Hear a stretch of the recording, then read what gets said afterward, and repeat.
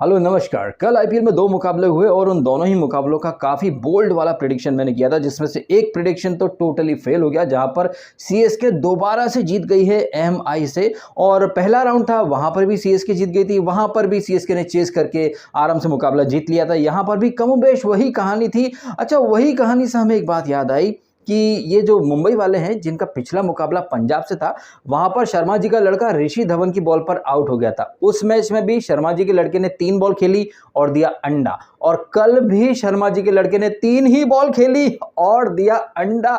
और सीएसके के वो बॉलर जिन्हें मैं अक्सर निब्बा निब्बी बॉलर्स कहता रहता हूं, लेकिन कल ओवरकास्ट कंडीशंस का क्या बेहतरीन फायदा उठाया है दीपक चाहर ने, तुषार देशपांडे और पतिराना 3 विकेट लेकर के चला गया। मैंने कुछ आर्टिकल्स पढ़े और क्रिक बस पर एक रिपोर्ट चेक करी, जहां पर शानदार किशन कह रहा था कि भैया हम लकी हैं, हमने मलिंगा साहब को खेला है नेट्स में, तो हम पतिराना की लाइन लेंथ को, उसके एक्शन को आराम से डीकोड कर लेंगे। अरे क्या डीकोड किया है, वाह वाह वाह वाह 3 विकेट दे दिए सो कॉल्ड डीकोड करने वाले ईशान किशन की टीम ने। अच्छा, बड़ी बड़ी बातों से मुझे याद आया रोहित शर्मा का एक स्टेटमेंट। ये जो आईपीएल शुरू हुआ, इसके पहले रोहित शर्मा ने एक स्टेटमेंट दिया था, जब उनसे पूछा गया था उनका टी20 का जो फॉर्म है वो निरंतर गिरता ही चला जा रहा है, तो रोहित शर्मा ने कहा था आईपीएल के बाद बात करना कि क्या मैं टी20 के लायक हूं या नहीं हूं। टी20 क्या, रोहित शर्मा तो शायद आईपीएल के लायक भी नहीं है, इंटरनेशनल टी20 तो छोड़ ही दो। और पिछले 3-4 मैचेस उठाकर आप देख लें, against RR, against Punjab and कल अगेंस्ट सीएसके, रोहित शर्मा हर मैच में बुरी तरह से फ्लॉप होता चला जा रहा है।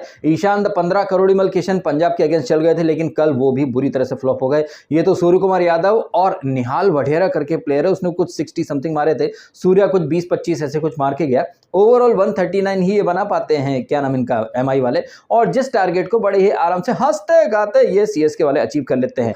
ओवरऑल कल के मैच का पूरा लब्बो लबाब ये है कि एमआई वाले अपने घर में भी सीएसके से हारे, और राइवलरी वीक में वो बदला चुकाने आए थे, वहां पर भी सीएसके से हार गए। तो यहाँ पर राइवलरी वीक का जो स्क्रिप्ट होता है ना, बदले वाला, वो यहाँ पर फिट नहीं हो पाया। सीएसके दोनों मुकाबले जीत गई। लेकिन रात का जो मुकाबला था भाई साहब, आरसीबी वर्सेस डीसी के बीच में, उस मैच में तो अपना प्रेडिक्शन जबरदस्त तरीके से चला है, और वो भी तब जबकि ये डीसी की टीम सबसे नीचे बैठी है, वो भी तब जबकि आरसीबी वाले काफी अच्छा खेलते हैं, 180 समथिंग बना देते हैं, if I am not wrong 181। Virat Kohli 50 मारता है, लॉर्मर 50 मारता है, 181 आपने बना लिए। आपका जो सिराज है वो पर्पल कैप की रेस में दौड़ रहा है। बट मुझे लग रहा है कि इस मैच में आरसीबी जो हारी है ना, इसका सबसे बड़ा कारण मोहम्मद सिराज ही है। और मैंने पहले भी ये बात हाईलाइट करी है कि सिराज हो या कोहली हो, ये ओवर रिएक्ट कर जाते हैं। अभी पिछला मुकाबला जो आरसीबी वाले जीते थे, जहां पर गौतम गंभीर और फिर ये नवीन उल हक और विराट, इन सबकी फाइट हुई थी, हमने हमेशा देखा है कि विराट कोहली बहुत ज्यादा उंगली करता है, और विराट कोहली के इस उंगली करने की हरकतों की वजह से मैं विराट कोहली को चोकली बोलता हूं। आपको याद होगा लगभग 1 साल पहले, वो जब हमारी टीम इंडिया इंग्लैंड गई थी, हमारी टीम इंडिया काफी अच्छी पोजीशन में थी, इंग्लैंड वाले काफी बैकफुट पर थे, और जॉनी बेस्टो तो बहुत ही डर डर के खेल रहा था। लेकिन विराट कोहली ने इतनी उंगलियां करी, और वो सारी उंगलियां करना टीम इंडिया को बैकफायर कर गया। जॉनी बेस्टो जो कि बहुत डर डर के खेल रहा था, सडनली उसे पता नहीं क्या हुआ कि उसने ताबड़तोड़ हिटिंग करना शुरू कर दी, और ऐसी हिटिंग करी कि भैया कोहली की बोलती बंद हो गई। एंड कल रात के मुकाबले में भी लगभग ऐसा ही सिनेरियो आपको देखने को मिला, जबकि सिराज फ्रस्ट्रेट हो गया था क्योंकि 2 छक्के मार दिए थे फिल सॉल्ट ने। उसके बाद सिराज उंगली करता है, स्लेजिंग करता है, देख लेने की धमकी देता है। लेकिन हाय फूटी किस्मत, देखा सिराज ने नहीं बल्कि फिल सॉल्ट ने देखा, और ताबड़तोड़ तरीके से कल जबरदस्त तरीके से धागा खोल खोल करके पूरे आरसीबी की धज्जियां उड़ा करके रख दी। और ये सिराज जो कि बॉलिंग के बजाय स्लेजिंग और गुस्सा या उंगली दिखाने पर ज्यादा यकीन कर रहा था, उसकी हालत तो ऐसी हो गई कि 2 ओवर में 28 रन लुटा दिए सिराज ने, और 2 ओवर के बाद उसे कोई तीसरा ओवर ही नहीं मिला। गजब बेइज्जती है। तो हम इजीली समझ सकते हैं कि सिराज ने सॉल्ट को भड़का दिया, और सॉल्ट ने आरसीबी के जख्मों में इतना सॉल्ट भर दिया कि 187 का जो टारगेट था वो 17वें ओवर में ही आराम से हासिल कर लिया, जिसमें अकेले फिल सॉल्ट ने 87 रन मार दिए सिर्फ 45 बॉल्स पर। और क्या आप यकीन करेंगे, इतनी ही बॉलें, या ये कहें कि 45 से एक ज्यादा 46 बॉल समथिंग खेली थी विराट कोहली ने, और रन बनाए सिर्फ 55। तो कोहली की जो स्टेट पैडिंग वाली इनिंग थी ना, ये भी कहीं ना कहीं आरसीबी का एक हार का कारण बना है। कोहली की इस इनिंग के ऊपर किसी ने एक ट्वीट करा है कि जहां पर सौरव गांगुली बात कर रहे हैं ब्रॉडकास्टर कमेंटेटर से, वहां पर किसी ने पूछा कि इस मैच का मैन ऑफ द मैच कौन होना चाहिए, तो सौरव गांगुली बोलते हैं कि man of the match should be Virat Kohli. Why? Because उसने 46 बॉल पर 55 मारे। लॉर्मोर आरसीबी का ही, उसने 30 से कम गेंदें खेली, अगर मैं गलत नहीं हूं तो शायद 28-29 बॉल खेली हैं, उसने भी 50 मारी। लेकिन कोहली साहब ओपनिंग करने आते हैं और 46 गेंदों में 55। दूसरी टीम का बल्लेबाज सॉल्ट ओपनिंग करने आता है 45 गेंदों में 87। तो आप समझ जाएं कि आरसीबी वाले कहां हारे। आरसीबी वालों का हर साल का वही पैटर्न है, कुछ मुकाबले ये लोग जीतते हैं, कोहली हवा में उड़ता है, उसको देख करके सिराज और ज्यादा हवा में उड़ता है। ये हवा में उड़ना या सामने वाले को उंगली दिखाना, खामखा की स्लेजिंग करना आरसीबी को एक नहीं कई बार भारी पड़ चुका है। इनफैक्ट आरसीबी तो छोड़ो, हमारी टीम इंडिया को भी कई बार भारी पड़ चुका है। और आरसीबी, विराट या फिर सिराज की इन हरकतों को अगर आप हाईलाइट करते हो तो लोग आपको 17 तरह की गालियां देने लगते हैं कि तू कोहली हेटर है, ये है वो है।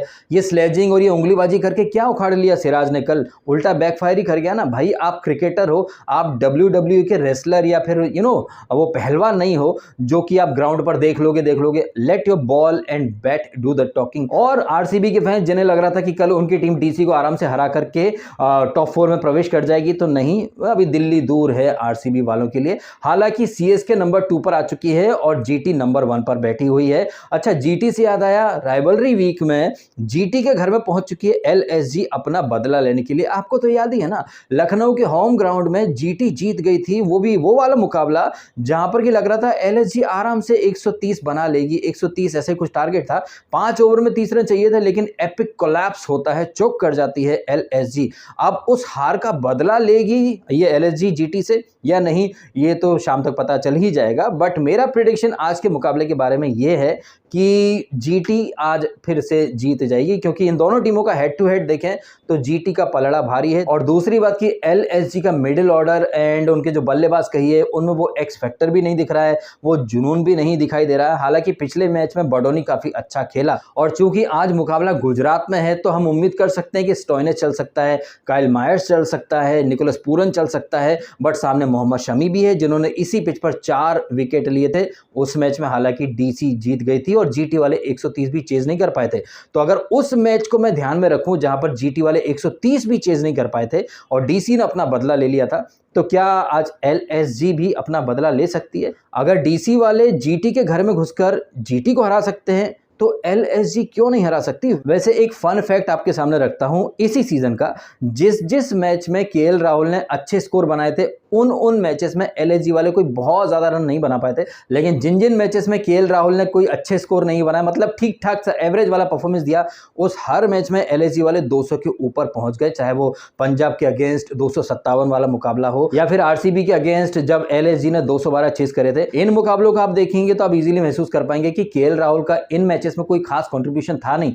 तो आज केएल राहुल नहीं है तो क्या इस आपदा को अवसर बनाएगी एलएसजी वाले?